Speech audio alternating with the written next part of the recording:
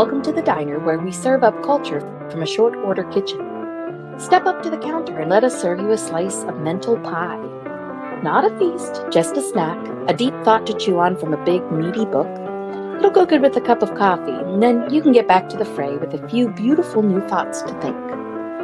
It's season 2, and the Blue Plate special is still Timothy Petitsa's The Ethics of Beauty, that daunting doorstopper of popular theology that turns out to be amazingly accessible and powerfully relevant. This time we're talking about his essay on sex and gender, Only Priests Can Marry, the reconciliation of men and women in Christ. Roll up to the counter and have a couple bites of it with us. Welcome back to the diner.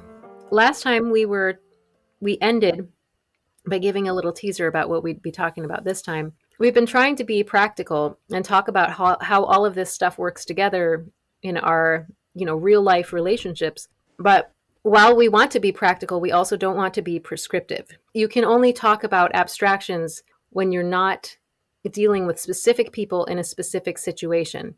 And that's why we can't universalize our experience. And that's what we've been trying to get at, is that we can have general principles of relating and of interacting, but we can't know how to apply those principles without being in relationship with specific persons. This is the Orthodox concept of economia in action. The proper application of the rule, whatever the rule might be, you have to know how it will affect the person, the specific person that you are dealing with.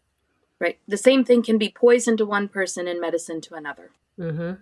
I remember one time my brother and I were talking about, I don't even remember, but we mentioned each of us something we had gone to confession for, and it was a similar thing. And our priest, the same priest, our confessor, had given us the exact opposite advice. He told me to do one thing and he told my brother to do the opposite. And I always thought that was so interesting, but it was for the same type of issue. Yeah. Because, and we can't say this enough. Our culture today is constantly trying to get us to define ourselves as persons by conforming to patterns of personality. These patterns of personality, these tribes, these affiliations, these are all false selves. They are not the unique, unrepeatable icon of Christ that Christ has breathed into being. And so while we can try to help each other along the way, we need a profound humility and love in order to not create just another one of these external pattern structures to force people into as a mold.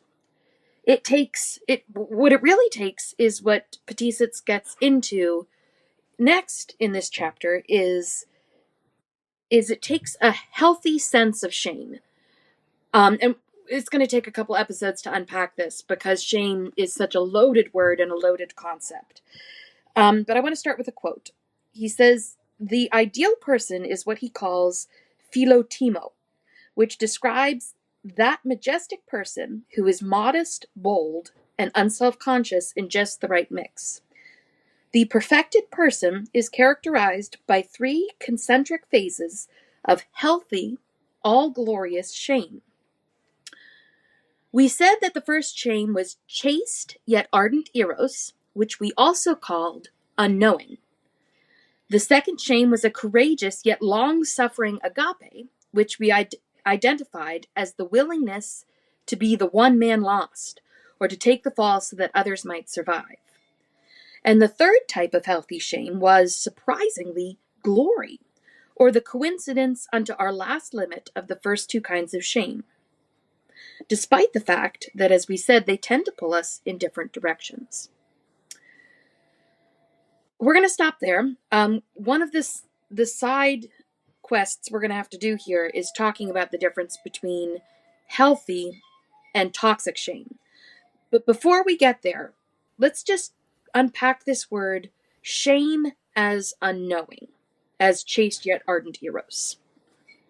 This type of shame, really it's about coming to terms with reality, or knowing about oneself without pretense, without all of the little self-justifying pieces of armor we put up to kind of protect ourselves from actually knowing who we are. It's so difficult to know our own selves, right? Like this is not an easy thing, but because we like to deflect responsibility. Like that was the first the sin in the garden, right? God said, did you eat from the tree? And Adam was like, oh, Eve told me to do it. And Eve was like, oh no, it was the serpent. Like immediate deflection. I had a reason and it was somebody else's fault. I acted on that.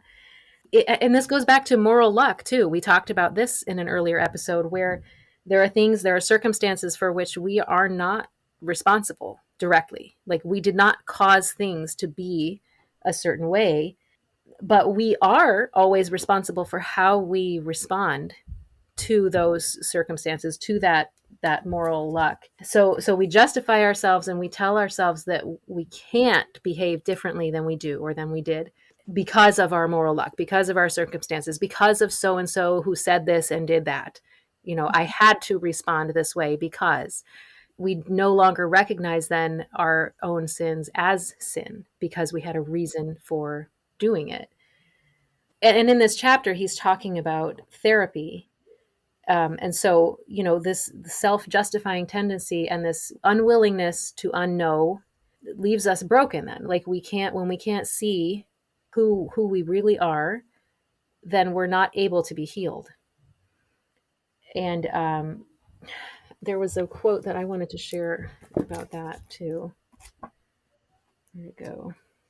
Oh, okay. So he says, therapy as a cultural force teaches that our primary concern should be neither sin nor death, neither the last judgment nor the promise of life eternal, but rather the maintenance of an inner equilibrium while we live the life that pleases us. So this whole idea of self-justification and of not wanting to see our true selves, that fits right in with the normal purpose, I guess, of secular therapy, that it's about what we want so that we can feel good about ourselves. Do you have anything you want to add? Because I still have more to say about that. I read in a book, and I'm trying to figure out. I wish I could remember where this was, because it was a character's major moment of transformation, but I can't remember it at the moment. But the character was told, "Can you just say to yourself, I can be wrong?"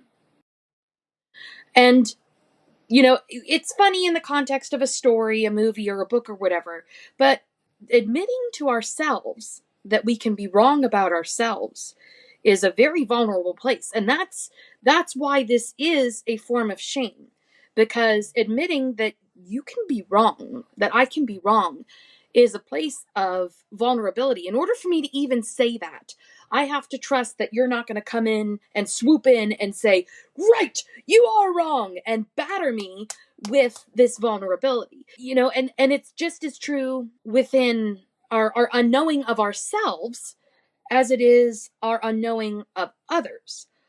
I can be wrong about what I think of this other person. And that takes, like I said, it takes a profound humility and a profound strength and a place of safety and vulnerability. And our culture does not help us carve out those places where we can be this way. Right. And he talks about this too, the idea of therapy as like this exposure of the self, this force feeding from the tree of the knowledge of good and evil, right? Like, and so we're not talking about self-knowledge as a nakedness where you're just exposed in a way you mentioned vulnerability. Being vulnerable is not the same as being exposed so that people can take that and use it against you. So we want truth. We want to know who we are and who the other person is. But we have to remember, and Petitza says this, that truth is a person, right? So this is about relationship, and it's not about exposure or this kind of shame that is just so What does he talk about? He talks about Achilles becoming shameless so that he just defies all convention, and he becomes a berserker. He doesn't become more himself. He becomes a completely disintegrated self. So really what we're talking about here, just to recap, is that we have a polar opposite here. The first kind of shame is our ability to unknow what we know. To say, I can be wrong about myself, I can be wrong about other people. And this is a direct and polar opposite of what we see everywhere, which is universalizing our own experience. These two things, they are not compatible at all.